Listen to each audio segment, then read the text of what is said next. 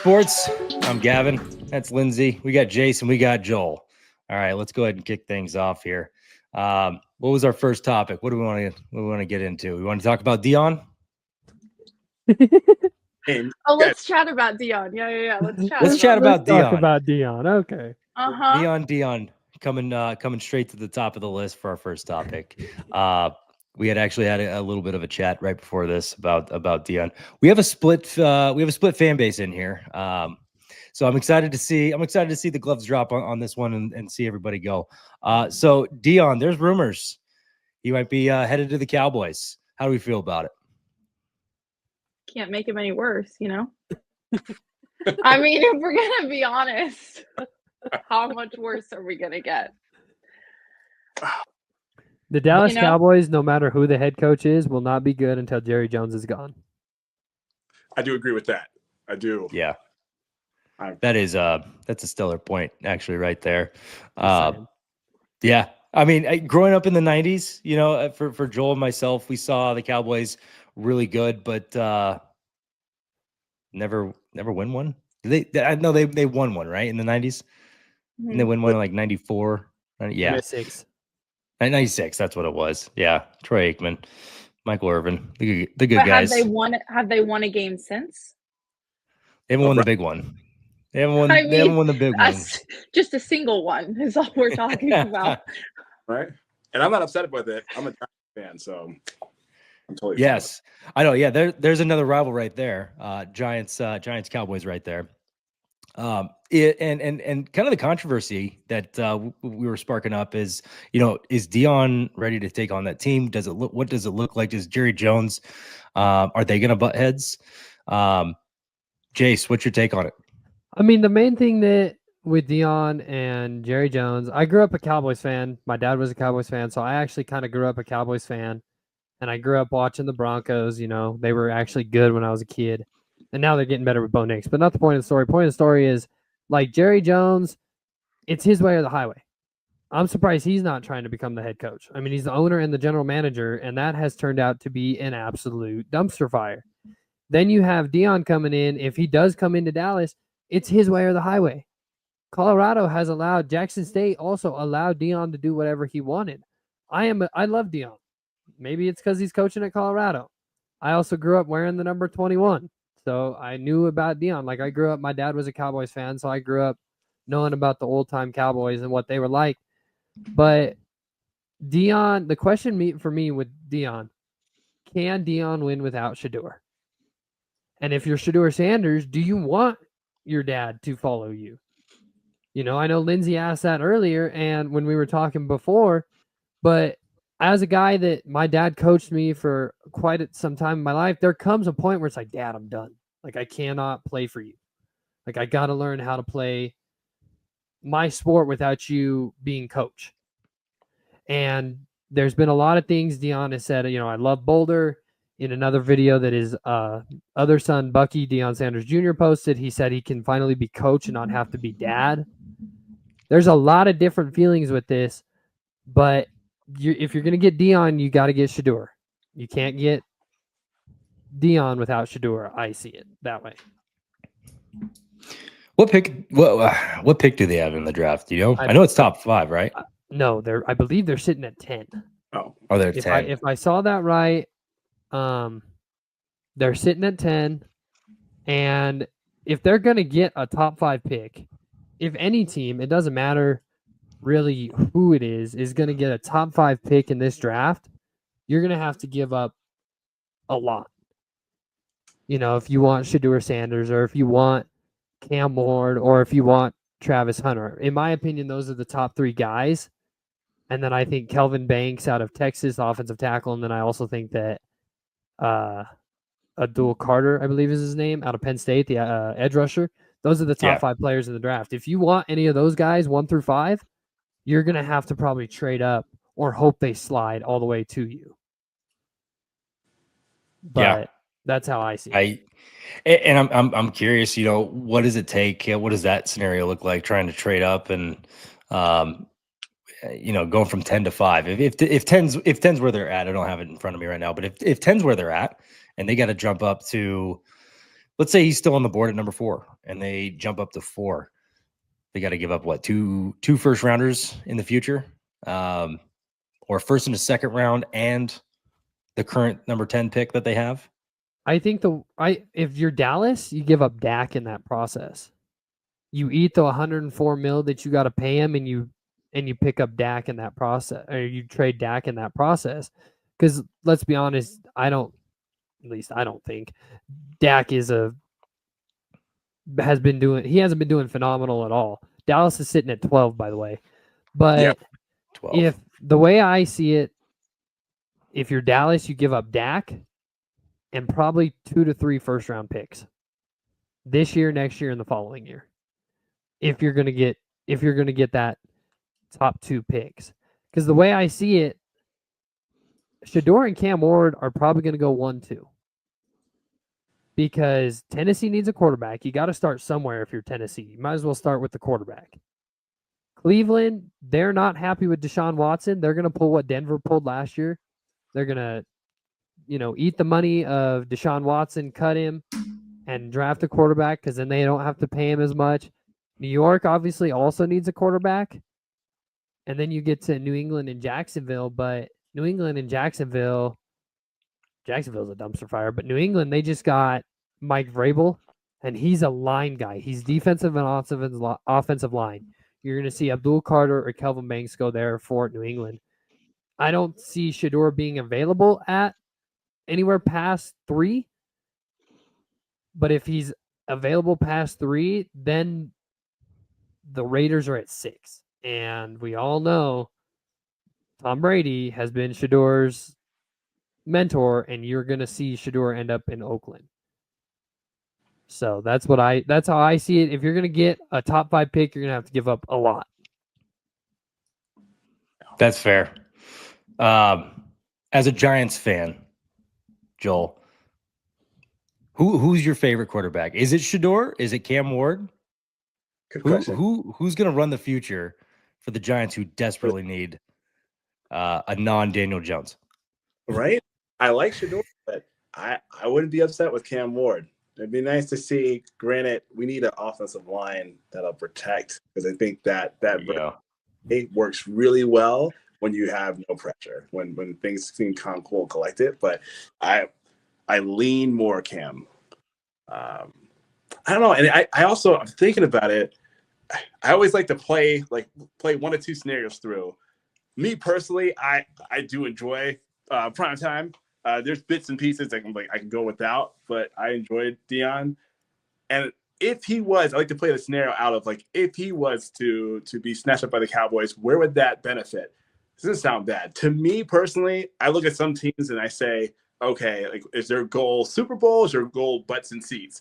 And some teams, and tell me I'm wrong, Jace, I feel like, maybe because I'm a Giants fan, I feel like Cowboys is more butts and seats versus Super Bowl. They're not, if they can get a bunch of hype, if they can get people excited, if they can get those primetime spots, they'll take it, right? And I feel like Deion would be the type of person that would bring that in.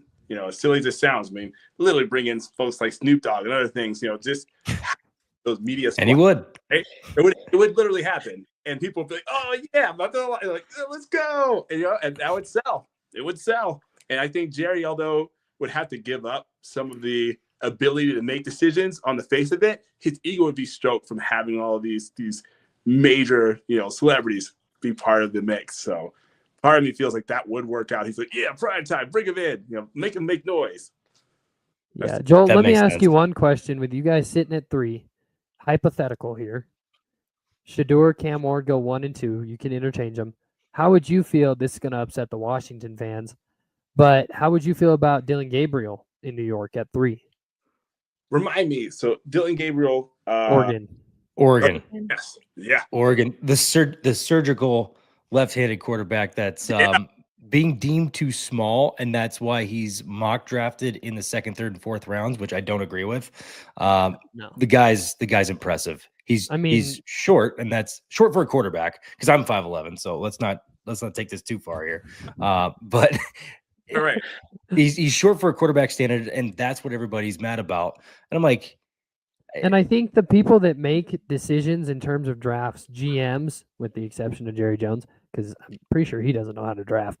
But Yeah. with GMs that know players, I would not be surprised if you see Dylan Gabriel go at 3 to the Giants. Yes, you gotta build an offensive line. Those first 3 teams, Tennessee, Cleveland, New York. Well, actually, the first 6 teams, screw that. Tennessee, Cleveland, New York, New England, Jacksonville, and Oakland, or Vegas, sorry. They all have to build an offensive line, but they also got to start somewhere. That none of those teams have a quarterback. Mayo Boy in Tennessee ain't cutting it. Yeah. Deshaun Watson ain't cutting it. And Jameis Winston ain't cutting it in Cleveland. Oh. Mr. Italian DeVito ain't going to cut it. That's not even his last name, but he ain't going to cut it in New York. Drake May and Trevor Lawrence are at least better options at quarterback, but outside of that, those first 3 teams, they got to start somewhere, and I think it starts at the quarterback, and you build the offensive line from there. I also think an underrated quarterback, and he'll probably end up going truly in the 3rd or 4th round, maybe as high as the 2nd round. The Kyle McCord from Syracuse. I finally got to see the guy like play. Granted, it was with a depleted Wazoo defense, but the guy looked really good. Yeah, everyone's big knock with Dylan Gabriel, just to kind of touch back on that and wrap that one up. Dylan Gabriel, with him being, I guess, short, his whole offensive line, I looked it up one time. I think everyone was 6'4" plus. It's like, all right, like that transfers. His offensive line, height wise, is pretty much the same as an NFL offensive line. I don't think there's going to be too much problems there, in all honesty. The guy has great vision. He can scramble outside the pocket. He can stay and pass from the pocket. I think he's going to be great. I think 1st round is where his talent lies. And I think depending on the quarterback need, he might just go there. But if people have that much of a problem with him, okay, he goes on day 2, and he's a great pickup. But I guess because we see some forks in the back, Cam Scattaboo, where does he go? His draft stock had to skyrocket since the Texas game. I mean, where he goes, I don't know, but the way he kind of, I think it's hard, like, especially the difference is, like, I know I know, like, them personally. I mean, personally to an extent. I'm not a fan. I think he's incredibly talented. He is the cockiest person I've ever met. So it's really hard when you want to take off your, like, I can never take off my, like, journalism, like, hat. Like, that's how who I am.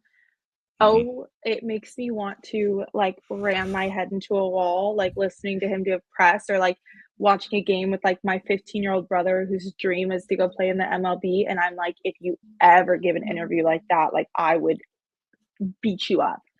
But he is incredibly talented. Like, we're from the same area. Like, he played at Sacramento State. I've seen him. I watched him play in the Big Sky. Watched him play at ASU.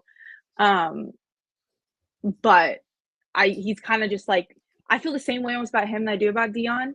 Sorry, Jay. Yeah. Like, just like to my core, I'm just like, you have to, like, Deion at least has earned it. Like, he's worked his way up to, like, be that way.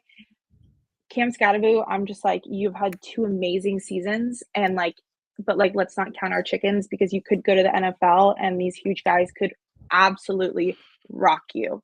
And that's how He I feel does about have- Ashton Denty. Oh, I think Yeah, I well. think Gentry's talented. I think I think the see, and yeah, go ahead, Joel. No, it's okay. I mean, you probably were leading into this too, Lindsay. I feel like because of the mentality, I feel like Ashton will adjust and figure out, like, the thing that works, because he probably always had to figure it out.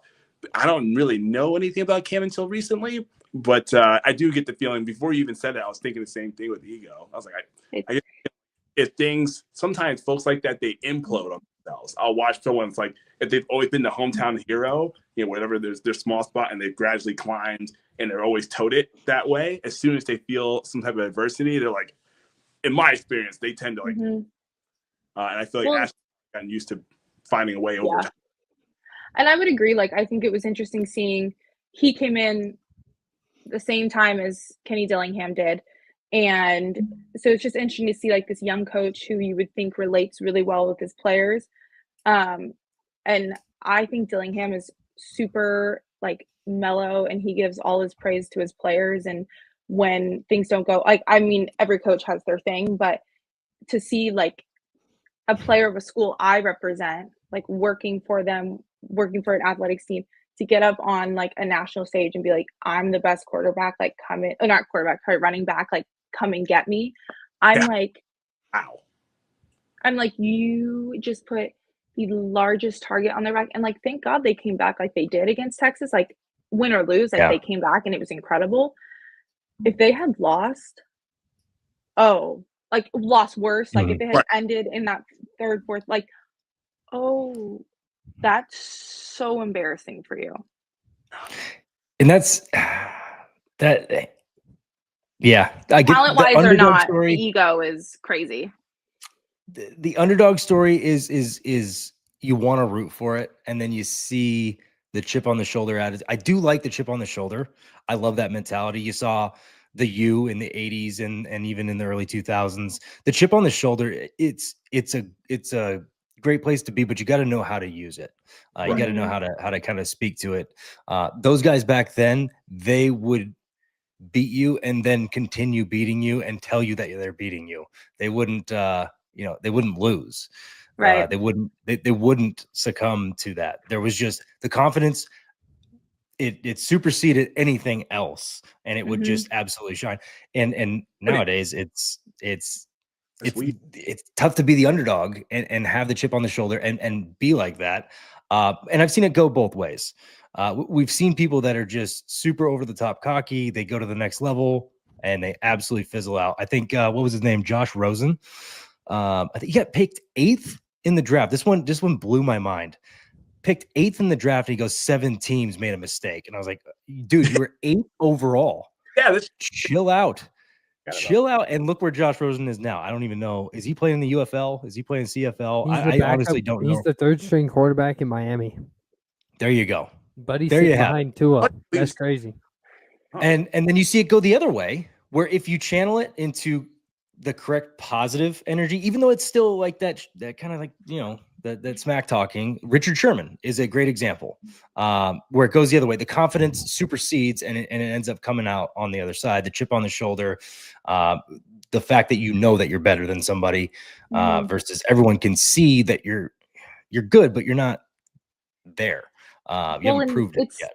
It's also just like you can only be an underdog for so long. Like, yes, like teams have seasons where, like, okay, ASU picked last, they came up, they won the whole thing. Awesome. Yay.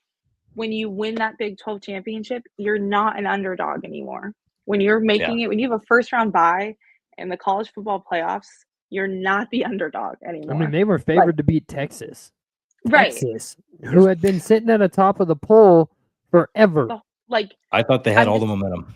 Yeah. Like, it's just like, I'm like, go cry to your mom, but like, I can't, like, you are not an underdog anymore. Like, you've earned it. You deserve it. You deserve to be there. Act like you've been there before. Act like you've done it before. And I feel like that's where it was just like, you could see almost the lack of like maturity. And even with the quarterback, like on their comments, I'm just like, you should never, and I'm also not a collegiate athlete, so I don't know, but like, I don't take for granted that I get to go be on ESPN twice a week, right? Like, don't take for granted that you get to go out and, like, you've put in so much work, like, show for it and let that show for itself. Don't talk yourself into a hole, because I'm sure coaches do look at that and managers look at that going pro, like these cocky, like, how much are you gonna have to rein them in? That's not their job at the professional level like it is at the college level.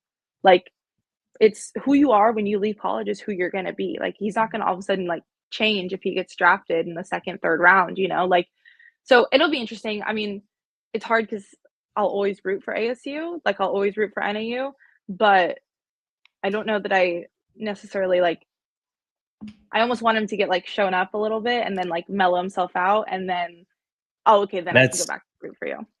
And that's the part, right? Is people that can is mature the correct word? I don't know. Mature with how they approach their confidence level. If they can mature in that aspect, like I think Jaunty handled this year very well. I know we have a non-fan over here, and listen, Travis won the award already. We can calm down. So Jaunty, I was a big advocate for, coming from a small school. Understandably, he played a lot of other small schools. He definitely had the stats of it. Doesn't I guess that's the other point is, you know, yes, Travis won. I'm not arguing. He was the favorite. He won. But Jaunty, anybody else playing at small schools, did they put up numbers like that? I don't think so. So that's my one, I guess, argument. But also, yeah, there's a lot on this side of it and that side of it. But Jaunty has handled himself very maturely through this whole process. You know, I think he's going to be a solid running back in the league. I really do. I really do. I think he's going to be a solid running back. If going back to, you said, you know, you asked like, where's he going to go? If Dallas does not trade up, Dallas gets him at 12. I think that's a great, that's a pretty good, pretty accurate statement. Dallas does trade up, he'll slide, and I would like, this is going to be weird because yes, I grew up watching Denver, and yes, I grew up a Cowboys fan, and I just said Dallas, but Denver at 20 could land Genty. And if they land Genty at 20, oh my, look out, because now you got Bo Nix, who's going to be going into his second year, who did phenomenal his first year. Maybe he hits that sophomore slump, no big deal. But now Denver has a legit running back. And they've got the receivers. Now they have a legit running back. Now they can be a balanced offense, which is what Sean Payton did so well in New Orleans with. He had Mark Ingram, then he had Alvin Kamara, and he had Drew Brees. Like, now you're going to start to see, if Denver gets him at 20, yikes.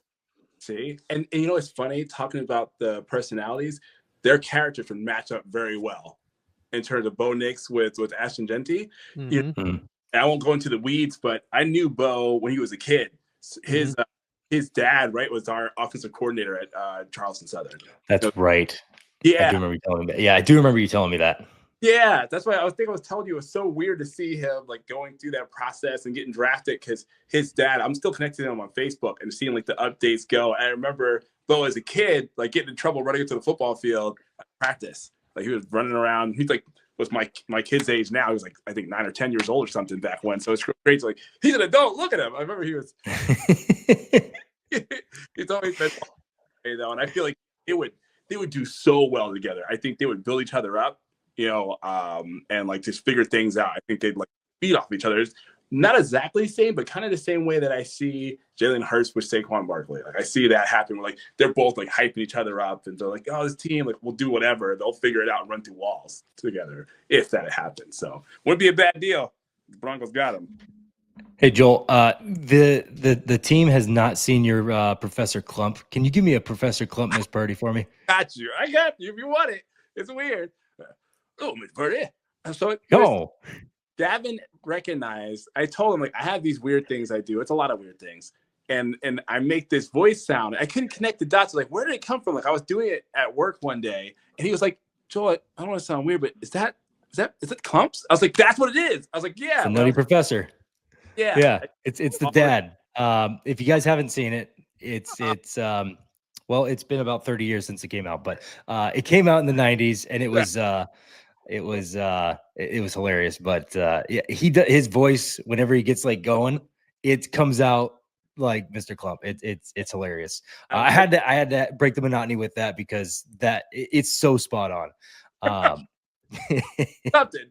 Oh, spot on. Hey, what if the Giants shock the world at number 3 and go with Ashton Genty? Because they just lost Saquon Barkley. I know. Listen, hear me out. It's probably not going to happen. Yeah. But they lost Saquon Barkley, and they would be killing that guy's career. Yeah, he would. They would. And that's sad, because I want him. But yeah, it'd be like a sacrifice. And we've seen running backs. I know running backs isn't the position that usually goes in the first round nowadays, but we've seen running backs, Jahmyr Gibbs and a couple of their guys, start to go in the top 10. And Genty might be one of those guys that goes in the top 10, but based on just everything that I'm seeing, he'll probably go first round, but probably late first round. If he goes top 10, the only team when I sit here and look at it is the Jets. The Jets, or potentially the Cowboys, To if pair things, him with Brees Hall. I mean, you're gonna have to start running the football more. Hate to break this to you, but Aaron Rodgers ain't what he used to be. no, I no, know, but That list I sent out that was like Tiger Woods' time to retire. That's also how I feel about Aaron Rodgers. My guy, it's time to go. It's time. like, hey, buddy, I hate to break this to you, but you can't go on a silent retreat anymore and make you better. It's just not going to work.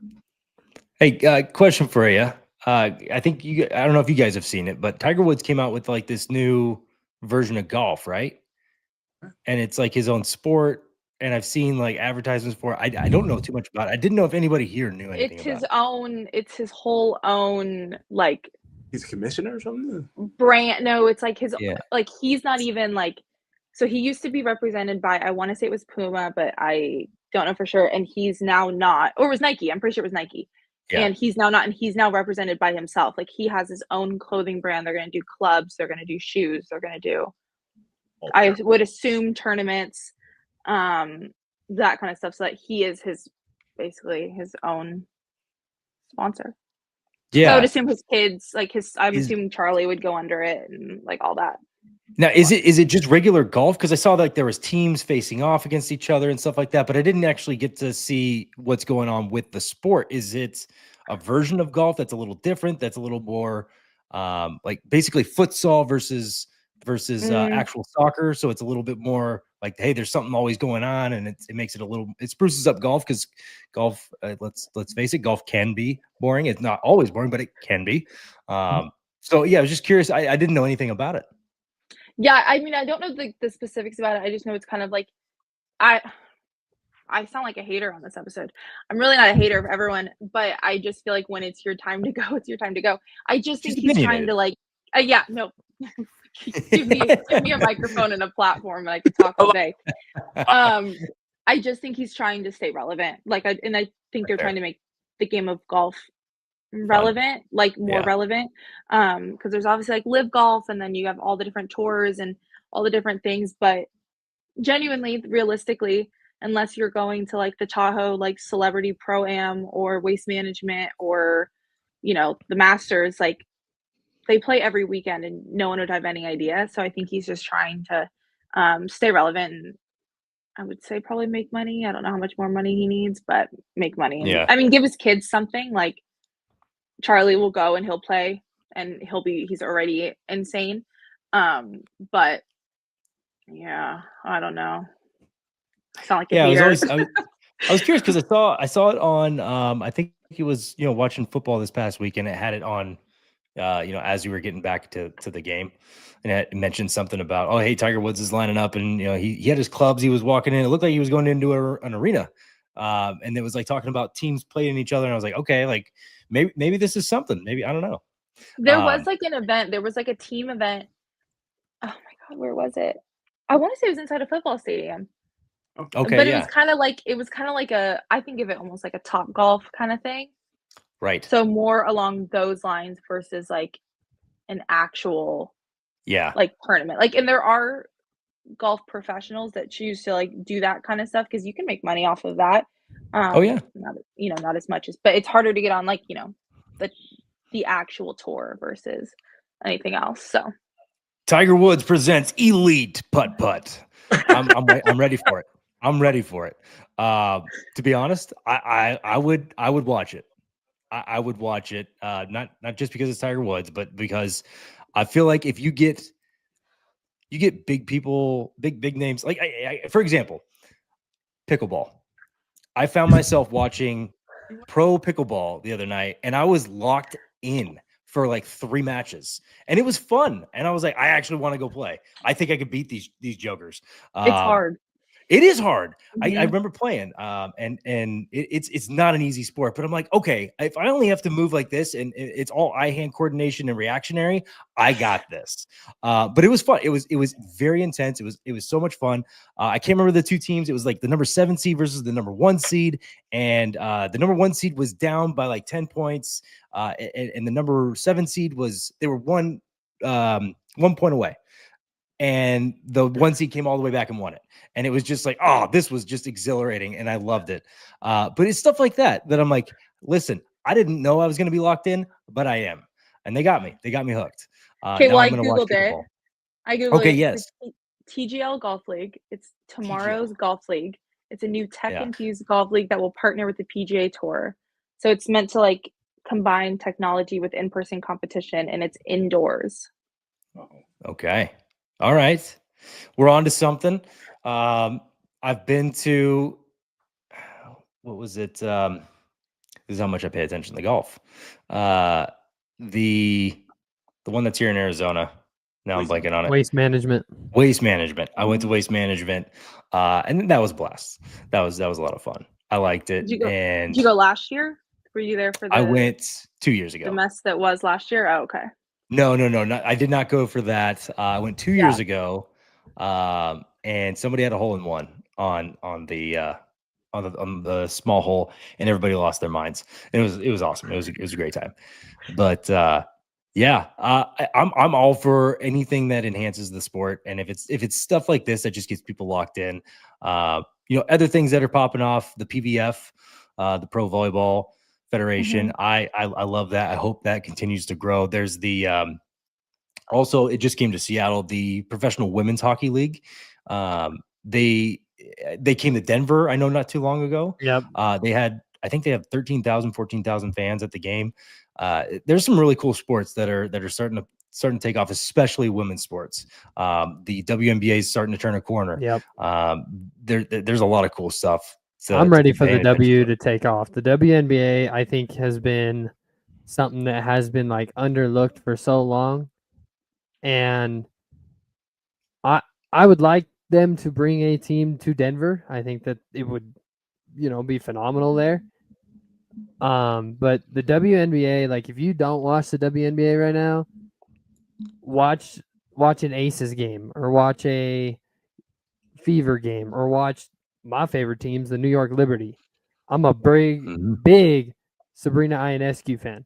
Before or after she left Oregon. When she was at Oregon, I didn't like her because she kept beating up on the Buffs. But after she left, it was cool. It was cool. But like, I mean, it's like one of those things. Like, the WNBA is going to skyrocket. Obviously, they added the Valkyries. A corner. Yeah, they added the Valkyries in Golden State. They're going to add a team in Toronto next year. And then I think the year after that, they're looking at Salt Lake and Denver as two of the potential landing spots. That's awesome. But yeah. I actually did for the first time. Oh, sorry to cut you off there. No, you're good. For the first time, I did fantasy WNBA, and that was a blast. I came in second. So I don't know who was in the league. It was just a random ESPN league, but it was a blast. It was a blast. I was able to keep locked in, and I'm excited actually to go back for another round this upcoming year and everything. But a lot of women's sports are really taking off. I love that, and I feel. Go ahead. No, I was just gonna say I think it's cool from. Obviously, I mean, a woman's perspective is it's awesome to like see them thrive, but also from like a reporter's perspective is like. Everyone's been covering football for forever. Everyone's been covering baseball for forever. So now it's like cool to like create a mix, or like even you were talking about pickleball, like that is like a whole new thing where like even when I was applying for jobs like 2 months ago, and they were looking for like a content creator for pickleball, and I was like, I didn't even know that's like. You're on that level now? I was like, that's a thing? Like, question mark? Like, I mean, but it's just cool to see like how many new opportunities, like as much as everyone says like things stay the same and like we're not improving, it's like we really are. Like, there's so many more opportunities like that are coming. Women's sports, yes, but like lacrosse, pickleball, hockey with the PWHL, like professional volleyball, and it's just like also like looking at from a content creator perspective is like so many new things to learn. Like, how do you cover pickleball? I have no idea, but I'd love to learn. Yeah. And I really do think the WNBA, like we were just talking about, is about to turn that corner. And I think the next thing is expansion. And, Denver hopefully getting a team. All the cities that have an NBA team, hopefully, end up with that. And honestly, I would like to see those cities with, like Iowa, for example, they're big on their college team. Imagine if Des Moines had a WNBA team. I think it would do well. It's the same thing that happened with the PVF. They gave Omaha a team because Nebraska is obviously really big.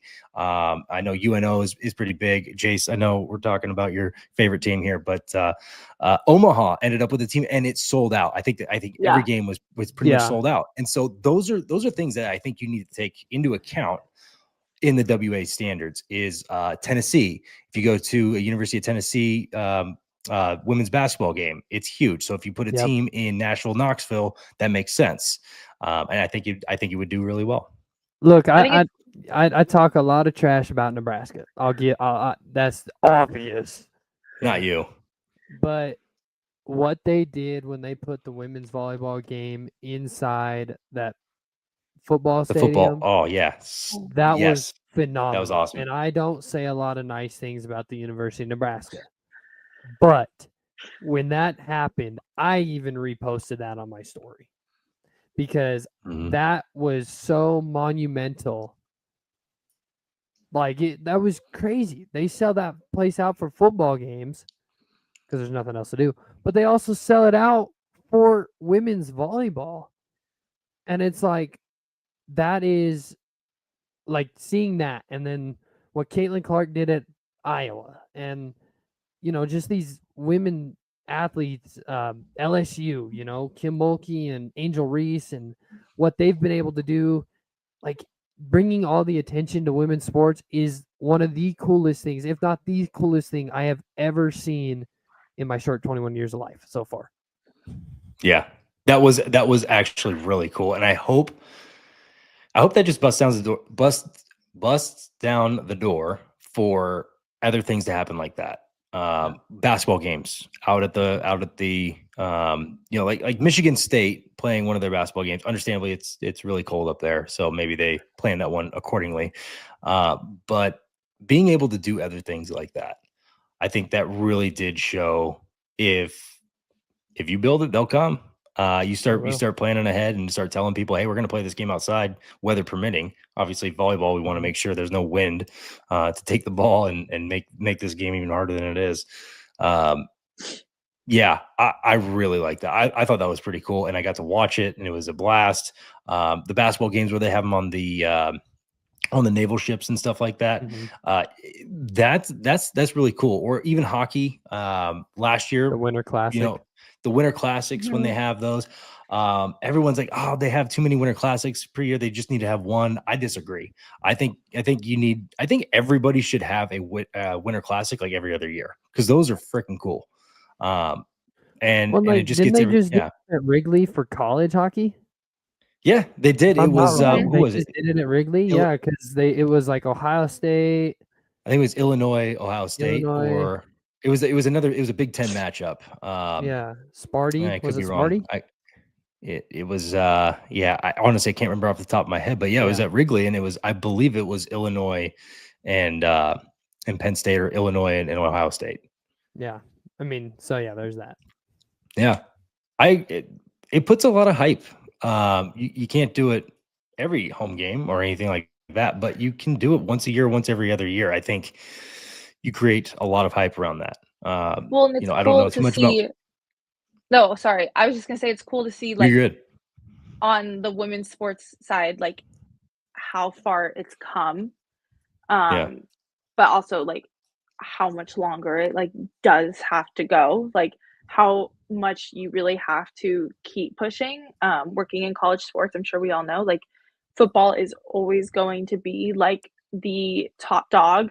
But what was interesting, like working at ASU, is yes, football was the top dog, but when volleyball had a better last season that they did, you could see them rallying around the team, or like this season when we won the Big 12 championship, like I'm pretty sure that day, like the team, like even the football team, like came and showed up to the game, and like little things like that where it's like showing like, okay, we still support you, but at the same time making it like women's sports are going to keep growing, and I don't think it always has to be a huge deal. Like, let's make it the norm that we have a team in Denver and, volleyball in Tennessee, or, like all that kind of stuff, where it doesn't have to be this like huge big deal all the time, because then it's like it's just like, oh, it's just always like it's like a competing thing, I think, in the brains of an athlete, of like, oh, we're still trying to prove ourselves, versus it's like, you've proven you're there, there's already a pro volleyball league, a women's hockey league, all that stuff. It's just like, make it more known, and that next generation will fill those spots. So I think it's cool to Yeah. start it now and keep it going. And that's that's a great point. I just actually saw, this is University of Washington, our favorite school over here. But I just saw University of Washington post on their social media. It was like, I think they had like 15 football players saying, "Hey, let's go pack the Heck Ed tonight," which is their basketball arena. And yeah, like that's the easiest way to market, and that's what's going to get players to the game. Oh, our football team's going to the game. This must be a big game. Let's go. I think they played Purdue tonight. I think that was what was going on. Joel, if that happened at Charleston Southern, if you guys had a social media team and you guys had that kind of running, and were like, "Hey, get out to the game. Like, we're going to be there." What's your take on that? Or I guess another question would be, if they played one of the volleyball games out of the football field, how would that go? I think it would go really well. I think, honestly, especially the smaller schools, they should be doing that. They should be taking advantage of any time they can share any version of media frenzy they can create. And I don't remember them ever doing that, though. Maybe social media wasn't as popular when I was in college. I was like, oh, look at this thing, Facebook. Anyway, it was still very early stage. Why shouldn't they? It would be amazing. It might give an excuse to build up some facilities depending on where those schools are at. I know Charleston Southern, my transition out, they were building up their field house, but they never talked about, what it would be like to have another sport play on our field. That would have been amazing. Listening to you guys talk about it too, I was like, that would be, that would be pretty cool to see. Right now, is it just major schools that are doing it, that are having those moments of like, hey, share a field? I mean, Wrigley's out. I don't think so. I mean, even like, what's kind of nice is, since there's no professional hockey team here in Phoenix anymore, right? Like, they have Mullet Arena, which was built for the Coyotes, but ASU hockey still uses it. But now the Valley Suns, the G League team for the Suns, play there. The Mercury play there, so the women's team, and then volleyball and women's basketball also play 50% of their games there. So that's something that ASU has done, is they add in, like, I mean, it's freaky, like, watching them do it, but they add in, like, the floor, and they play on ice. Yeah. Like, they play completely on ice, and it's, like, cool because it's a more intimate arena than the huge basketball arena, DFA, and they're able to sell it out. And then it's like, posting a sellout causes more attention, whether or not it's a smaller arena or not, it's still going to cause attention. Yeah. 100%. Mhm. Yeah. So it's safe to say, Joel, if that had happened, if they said, "Hey, we're actually having a volleyball game," regardless of how good your volleyball team was back then, we're having a volleyball game, and we're going to play at the football stadium, and we're going to hype this thing up and play against I don't know, Gardner Webb or whoever was good back then. Safe to say you'd be there, right? Absolutely. I mean, we had moments like that where we would go to the girls, like to the softball games. There were times where, like, hey, they're getting close. Like, we were doing well. Our basketball team was doing well back when, which was making some spots in the Big South and even outside of conference. I mean, even Arizona Western, there was moments where we would go to volleyball games. And it was, initially advertised, hey, if you guys, you got time, we're on, screw meetings. Let's go and do this. Let's be there for the ladies. They're doing something big. In those moments at the time, our team wasn't doing as well. So it's like, we need to get out there and see what it looks like to win. It was terrible, but it's the truth. Like, look at the energy. Look at what they're doing. And it brought hype. I mean, you're right. People would start talking, oh, you guys are going to be there? Like, oh, yeah, guess so. That's what I love. Yeah. No, go ahead. No, go ahead. A random thought. I was going to say, the only other time I thought of something like this happening was, like, back in high school. I know that, like, wrestling tournaments were happening out of the, on top of ice. They put wrestling mats out.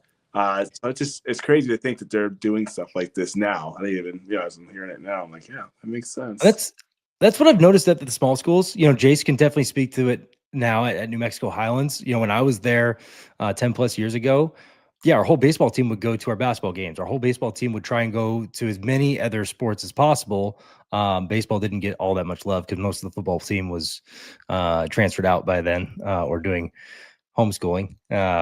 They were just they were off campus at that point of the year, and that's just what you get at a small school, unfortunately. But no, kind of on that topic, did you guys happen to see the whole video with Utah State? I actually watched that game. It was Utah State basketball playing against Boise State, and they're both doing very, very well this year. They were 15-1. I think they're ranked somewhere. I think it's somewhere in the top 20 or something like that. They packed their stadium or their arena. Going back to Joel, what you had said about, it reminds me of high school. To be honest, it's college. It should be the same thing. If you don't have anything better to do, especially being at Wazoo, going to Beasley, going to Martin Stadium, there wasn't a lot of fans that would stay the whole game. Like, what else are you doing in Pullman, Washington that you can't go out and support and not go to the games? And that's why I love that relationship that you kind of place there is, it reminded me a little bit of, in college where you just go and enjoy the games. Well, that needs to come back. And I'm singling out a couple schools here. This isn't every school because I just mentioned Utah State. And then, obviously the more you win, the more you're going to get fans to come. But I've seen schools that win and they still don't get the fans to come, or they still don't get their own school to show up. Understandably, not everybody's going to be a sports fan. I get that. But to say maybe 75% of a school is a sports fan, am I in the wrong there?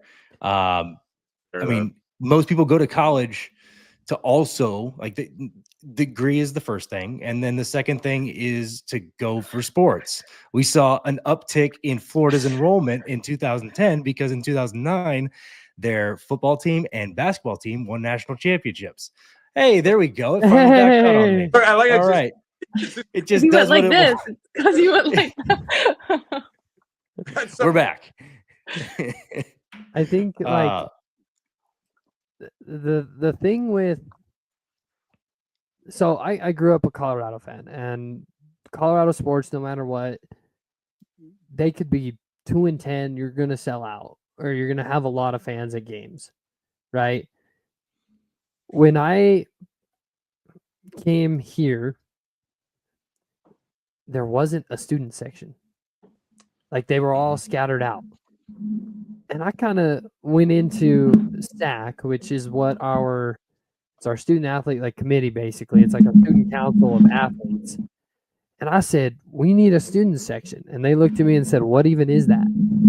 I said, y'all didn't have that in high school? Y'all didn't have that at your JUCOs that you came from? Like, y'all didn't have that? And we kind of had built one, but like the sports that I see get packed more than anything is rivalry games. I just went, before I went on Christmas break, I went to New Mexico State at the Pit. That was one of the most rowdiest arenas for a rivalry game I've ever been in. And I've heard my family talk about when they used to go to Colorado State. I've heard people talk about the Ohio State-Michigan game. Like, I've heard people talk about those, but I think like college sports influences, but also is kind of a dying art at the same time when it comes to this day and age. I agree, because I think it's interesting, like, so I got my undergrad obviously at Flagstaff, and when I went in there, I mean, sports, yeah, but then I didn't become like, how I am now about sports until I was there, and I started working in like the athletics department, SIDing, and all that kind of stuff.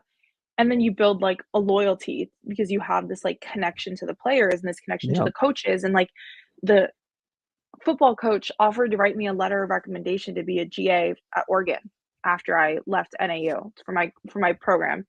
And I'm like, where else do you get that? And so I had this strong, like, oh my God, but NAU doesn't have that. Like, they have a rivalry, but they don't have like an ASU U of A. You know what I mean? Yeah. And so looking at it from that, I was like, okay, this is like kind of stupid. And then I have a sister that goes to Oregon State, right? And she's like heading to her first Civil War like 4 years ago. And she was like, it was the most incredible thing. Oh my God.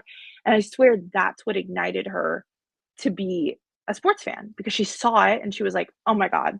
Like, and now she's a total little like football fan. And it's like fun, you know, but it's like, I didn't have that, like, oh, you have to win until, I don't know, maybe I got to ASU. Like, I'm more of like, Yeah.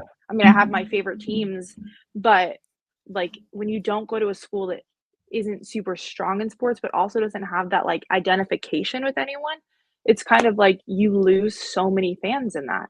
And like you said, Gavin, like how like a ton of students aren't going to games and stuff like that. That's NAU. Until they started winning this year, I don't know if we sold out any game except for family weekend. Like, because people just don't, what else are they doing in Flagstaff? Hanging Right. out at the bars, I guess. But like, other than that, like it's just kind of like, it's sad to see like too, when I've never missed a game because I was always working them, and you're just like, everyone's like, oh, why are you going? And I was like, because I have to, but I was also like, why aren't you? Why aren't you? Isn't this That's what you how do in Highlands college? is too. Highlands is very because- similar that way now. Because you brought up NAU, I did want to. This is your weekly reminder that we need GCU to get a football team. Understandably, they're in the Mountain West now, so it wouldn't even be a rivalry because they'll be FBS. But prior to, was really hoping that GCU would get football, and they could just play. They can just play at the State Farm Stadium. Like, it's right down the road. They're in the same city. Yeah. They're in Glendale. And they'll just pack the lower bowl and call it a day.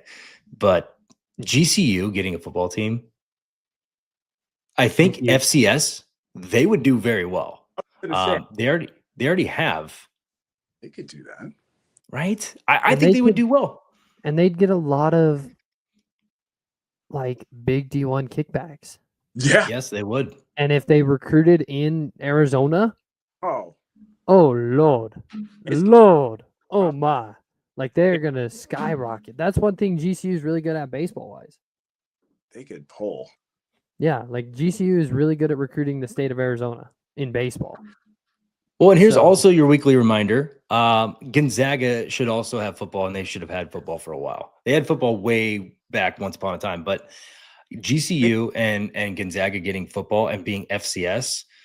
I advocate for FCS because I see Villanova dominating basketball program, and they have an FCS football program.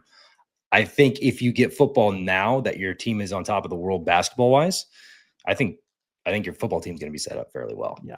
Especially GCU being in Glendale in a fairly good location. Like, it's not. When was the last time you went to GCU? I was When going the to last say, time? hold up, When was the Kevin, last hold time you up, went to- hold up. First of all, It's a fairly it's- populated area. It's not it's in the middle about of nowhere. 30 I went blocks. to Pullman. It's about 30 blocks from me. It's also Give or take. Scary. okay. Well, there's USC. There's also that. There's also USC. I'd rather be there. Well, once you go there, you'll understand. I'm not even allowed. I've never seen GCU. I'm not allowed to go down that far on the Avs. on the ads. Well, okay, so you missed it, but we did say their games would be at State Farm Stadium, and they would just pack the lower bowl because it's right down the road. I think it's like 2 or 3 miles down the road. They're just going to pull a maybe a UNLV? little further. Where do you think GCU is? GCU's in Glendale, which is the same city that State Farm Stadium is. It's in Phoenix. It's in Phoenix. It's a Glendale address. Is it I looked it up. It said Glendale. Hold on. Yeah, hold up. But I truly live It's on the in same Phoenix, road. Arizona. Okay, so it is Phoenix, but it's right on the. I mean, okay. it's probably like 15, 20 minutes from Glendale. Camelback State Farm. Road in Phoenix, Arizona. I live on Yeah. Camelback Road. Not to put my address out on the internet, but Yeah. it's right there. But also, football on the West Valley, I think it would hit. I think you get people surprised to go to those games. I They're not think going you to have Ottawa to. University, right? They're not going to Ottawa University to watch games. So Do you they give have them football? they do, and Oh. they're actually good, and no Ottawa one does, knows yeah. about it. They're actually good. I think they went to the Elite Eight last year, if I'm not mistaken. Yeah, they were 11-1 Wow. when I checked in on them last year. I was like, holy smokes, this team's actually kind of good. And then there's Arizona Christian for non D1s. Arizona Christian has football. And then I think those are the only Arizona ones. And I think they play all the Texas schools. They'll play like Texas Wesleyan. They'll play Abilene, right? no, Abilene's now FCS. Oh, They'll play Louisiana Christian University. They'll play, I think Lubbock Christian has a football team. Maybe not. But Arizona they'll play. Christian played Fort Lewis one time and beat Fort Yeah. Lewis, and it was like granted Fort Lewis is Fort Lewis, but like it was like a big deal. And Yeah. then Fort Lewis finally got him this year. It's like the first time Fort Lewis has beat Arizona Christian in like 4 or 5 years. It was like a big deal. Yeah. It was crazy. All I'm I saying is, understandably, it's in Glendale, or it's in not the greatest area. It's still a populated area, and how many students do they have? It's like 30 some odd thousand that are actually on campus. Their fan base is insane. I interned for a company that did their the Hall of Fame Series Phoenix, where they played ASU at Footprint like just a couple months ago. Oh, and I worked with all GCU alum. I was like scared. Yeah, Like they're wild. crazy. And I do genuinely think it's because what else do you do at GCU? Because their campus is locked in. So it's like, what do you do? But I think if every school like they should genuinely like teach classes. Like it's crazy. And they would show up if they held a game at State Farm or whatever, they'd 1,000% show up. I think that's how UNM is. Like we play UNM in exhibition games, Highlands does for basketball. And I got people yelling at me, and all I'm doing is holding a camera. Like, man, what did I do? Like, I'm just holding the camera. Leave me alone. I had one fan was sitting there yelling at me. And he goes, what, you weren't good enough on the team, so they gave you a camera to feel special? Oh, no. I said, hey. And then What do you say back to that? Well, I'm friends with all the basketball guys. Like, I actually hang out, weirdly enough. I hang out with the basketball teams more than I do the baseball team. Like, I'm still really good friends with the baseball team here. But, like, I hang out with our basketball teams. Our basketball teams, they just like, because I hold a camera. Duh. But, like, they like the camera. But, you know, like, he said that, and I was like, damn. Like, what did I do? Like, I'm just here, man. And one of the basketball guys, like, was quickly marching that way. And I was like, no, you go back over here, even though you're like, 6'9", and I'm a whole 6'2". You go back over here. And like they were mad about it. Like that schools, those small schools, like small D1s. Oh, they're mean people. I tell you something. I mean, just like we were talking about with Montana and Montana State, their fans travel. GCU's starting to build that. Granted, they're a newer D1, so they're still building up the fan base. I still remember them playing when I was at Highlands. We played them as a Division II school. But one thing I was going to note is for the past couple of years, the baseball team has been hosting really big names. They had Tennessee, I believe, in last year, and then I think they had Tennessee 2 years ago. Yeah, they've had some really big names. And this year, game 1 is against Vanderbilt. And I went to the game 2 years ago, and it was packed. Like, there was not an open seat. We had to stand. And so they do that well. They did also incentivize the students because it was also a doubleheader with their softball team. And so they said, hey, if you catch the first X amount of innings or whatever, and then go over and watch our softball team kick off an hour later and watch a few innings of that, you get something. It's like free pizza or something like that. They incentivize them. But for the whole game, right? But they're getting Vanderbilt in. They're hosting Vanderbilt. That's pretty special on the very first game of the year. Yeah, I definitely think they're building something good, especially, I mean, they're just like, I mean, say what you want about like the school and like how it's ran or whatever.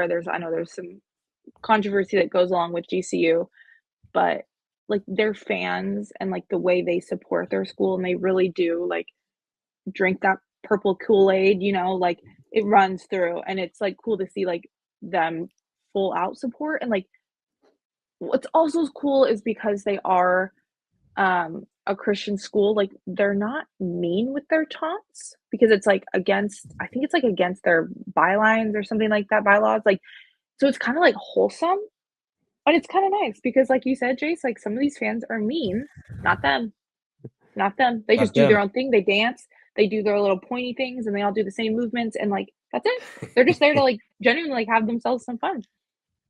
Joel, if GCU got football, would you be looking to send your son there? Yeah, I might. That's what I was going to Yeah. say.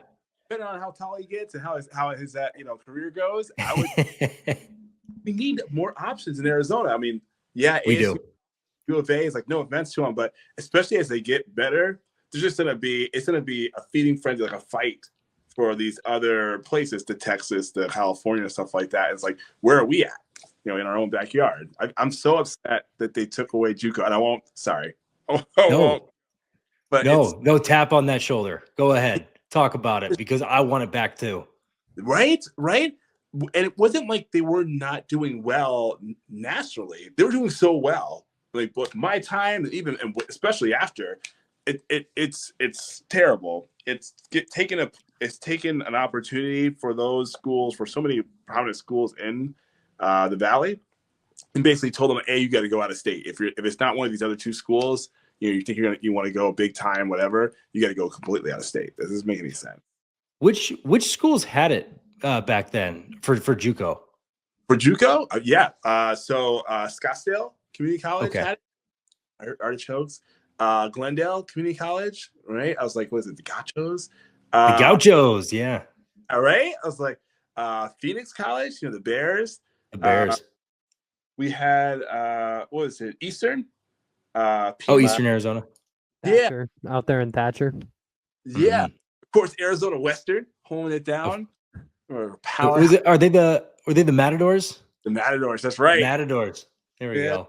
Yeah, it was impressive too that it was the WSSL, the Western States Football League. Even with Snow College and stuff in there, we were always ranked nationally, or at least just most of the teams that we had were in the top 10 or top 15. There's too much talent down here. Make any sense? There's too much talent down here, and there's not enough programs to. They have 120 to 100 and some odd players in their program. Yeah. Some of those guys, they'll just stay there for 4 years and never play, or they'll try and kick down and end up playing somewhere else or wherever. Because there's, I mean, when I was at Wazoo, the starting quarterback at Auburn Mountain View High School, which is one of the local high schools from where I was from, he went there, and I think he was probably the 6th or 7th, might even been the 8th quarterback, just at the school. And he never played. And I'm not throwing his name out there because he was a very good quarterback, but he was also an excellent human being too. And I think he just decided to go in a different direction. But yeah, junior college football needs to make a comeback, and it needs to be more prevalent. And I'm also hoping, because we talked about, there's not enough D1 programs. I'm hoping one of these NAIs kicks off, like Ottawa University. I know we kind of talk down on them, but they're in Surprise. They have their own remote location. They have their own area that they can call theirs, and they have a lot of area that they can build on. Maybe they take off and become big or do something. Embry-Riddle's another one. I know Yavapai is already in that town, but Embry-Riddle has their own area, and that town's a really cool town. I really like that area. Yeah. Hopefully they can maybe boost up, and then NAU has a direct rival right down the road. That'd be pretty cool. I'd like to see something like that. I think that would make sense too. Like, I think the thing about Arizona is the kids that are born and raised here, like, truly want to stay. Like, so many kids that I went to school with at NAU were from Phoenix, and so many kids on ASU's football team were from, the Valley, and like they want GCU, like they want to stay. But it's like, if you don't have a place for them to go, if they're not quite ready to go play at a D1 NCAA, like, you go play JUCO, and it forces them to leave. And then what are the chances you're going to come back? Like, you're going to leave and come back, but you're not starting, you're not from Chaparral, and you're going from Chaparral High School to ASU. You're not going from Chaparral to Sierra College in Sacramento and then coming back. And it's just like, why not go to Sacramento State? You know what I mean? At that point. And it's like, I've never seen it more where it's like these kids want to stay. And like when you talk about, like, I forgot about Yavapai and like Embry-Riddle and like these schools that have the potential. I see Yavapai maybe more than Embry-Riddle because Embry-Riddle is like obviously like the aeronautical school, but like giving them a chance to stay because like NAU, like I'm like 90% of the team is from the Valley. It's like crazy. Like they don't want to leave. Why would you? I mean, I'm a fan, but like, yeah. And you know, it's funny, and this directly relates to Jace being from Colorado, but Colorado doesn't have a ton of Division I, right? Here's what I think, because going to New Mexico Highlands, back then they weren't bad, but they weren't good. Colorado School of Mines. Why not just change your name to Colorado A&M and go D1? They have great sports now, and they're an excellent school. It's a very top tier school. I know you probably don't like them and you don't want to hear that, but there's schools that can compete at the next level. The way you guys are talking about Arizona and the Valley and football is the same way I feel about two places. Idaho with baseball. Let me tell you, I played up in Idaho. It was a summer league, and they sold it out. It was the first time I played in front of 3,000 people. 3,000 for a college summer league. That's awesome. I love summer league. Mm-hmm. And then Grand Junction. Yeah. Grand Junction, Colorado Mesa. I'll take a shot. Mesa. I'm okay. I'm here for it. I'll take a shot. I'll take the shot. Colorado Mesa is terrible at recruiting out of Grand Junction. In my class alone, there was a guy that went D1, myself went D2, and 2 or 3 other guys went JUCO, and then had the ability to transfer elsewhere and chose to go a different route. But right there and that was just my high school. The other high schools had guys going D2 and JUCO, like good JUCOs, not like just Lamar Community College in Colorado. Like there was guys that went to Yavapai. Like there are good players, and that is exactly what Colorado Mesa does. They don't recruit in the Valley. Unless you're a guy that's a top dog. Like if you get D1 looks, Mesa's going to look at you. Duh. But like the guy that I know he went to a camp at Mesa, and Mesa kind of was like, yeah, we'll take you. Wow. He's now playing at a Division I in Tennessee. Like, I got a question for you, because this directly relates to what you're talking about here. The starting shortstop, when we played against them, just so happened, like to your point, they didn't have a ton of people that are from the area, but he was from a smaller town just south of Grand Junction. I want to say it started with an M, like Montrose. Is that the name of the town? Montrose. Yep. Montrose. So he was the starting shortstop, and he was very, very good. Yeah. He was Division I for sure. But to your point, I don't think they had anybody else on their team that was from that area. My mom, when she was coming out of high school, my mom won Colorado Sportswoman of the Year. And then, Mom, if you watch this, I'm sorry, she won it in 1989. That same year, Tennessee Sportswoman of the Year was Pat Summit. Anyways, my mom was one of the top recruits. She had Hawaii. She had Utah. She had like Grand Canyon, I think, at the time.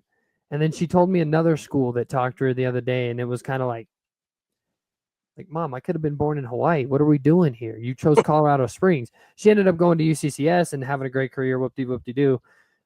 Anyways, and she won a state championship at my high school. When she wanted to go to Mesa, she wanted to stay and go to Mesa.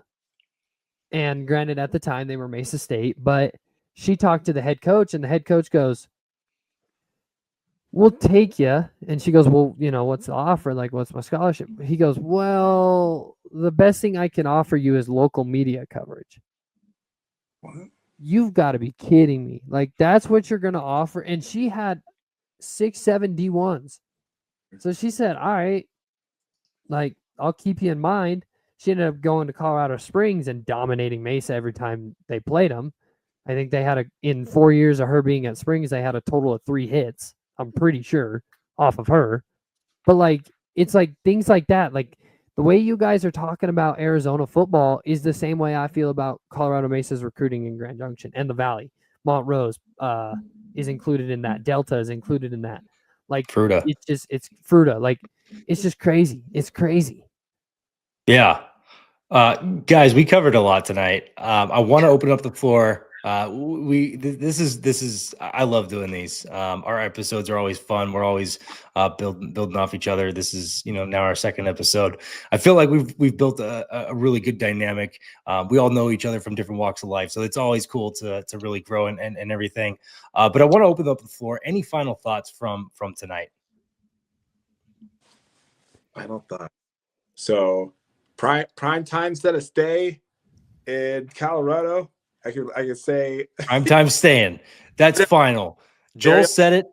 You heard it here first. Prime time staying. For whatever reason, I feel like that's probably what's gonna happen. I was like, he'll pop up to different things wherever his son goes, but he's gonna stay in Colorado. That's how I feel. I'm with you on that one, Joel. I also think he's a very prove it guy. And I think the door is going to be there. I think it's always going to be there at the NFL level. So I think he's going to go improve it. Kind of like how Belichick tried to do without Brady. And we saw how that went, unfortunately. But I think he really is a prove it guy. And I could totally see him staying and saying, all right, I got this, and seeing what's going on. But well, that's going to do it for Up West Sports. I'm Gavin. That's Jace. That's Joel. And that's Lindsay. Thank you guys for watching.